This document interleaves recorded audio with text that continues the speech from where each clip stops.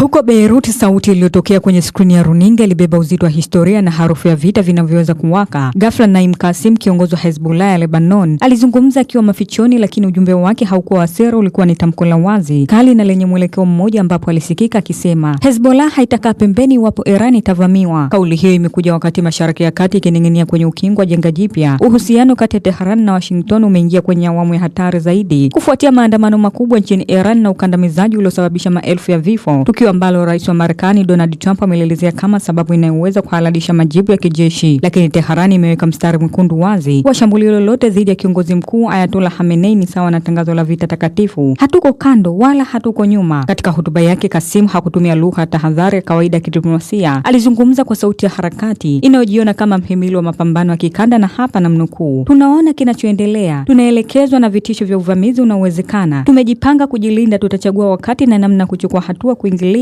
au kutokuingilia, alisema kwa msisitizo. Kauli hiyo kwa wasomaji wa siasa za Mashariki ya Kati ni onyo lililofungwa kwa maneno machache ambayo inaashiria kuwa endapo moto utawashwa Iran au tabaki Tehran, utaenea Beirut, Gaza, Damascus, Baghdad na pengine zaidi. Qassem alifichua kuwa wapatanishi wa kimataifa wameiambia Hezbollah kuwa Marekani na Israel zinatafakari kuivamia endapo Iran itashambuliwa, kwani hiyo si tetesi za kawaida, ni taarifa inayodokeza mipango ya awali, ramani za kivita na maamuzi yanayopimwa kimya kimya katika vyumba vya siri. Kwa mtazamo wa Hezbollah, vita dhidi ya Iran si tukio la nchi moja, ni cheche inayoweza kulipua ukanda mzima, na hapa namnukuu, vita dhidi ya Iran vinaweza kulichoma eneo lote safari hii, Qassem alionya, akirejea hali tete ambayo haijawahi kuwa dhaifu kama sasa. Itakumbukwa kwamba Hezbollah ilipata pigo kubwa mnamo mwaka 2024 wakati wa mapigano ya mipakani na Israel yaliyochochewa na vita vya Gaza. Harakati hiyo ilipoteza nguvu za kijeshi, miundombinu na makamanda muhimu. Makubaliano kusitisha mapigano yaliyoratibiwa na Marekani yalirejesha utulivu wa juu, lakini chini yake moto bado unawaka. Kwa sasa Israel na Lebanon zinatuhumiana kuvunja makubaliano hayo. Hali hii inafanya kauli ya Qassem kuwa nzito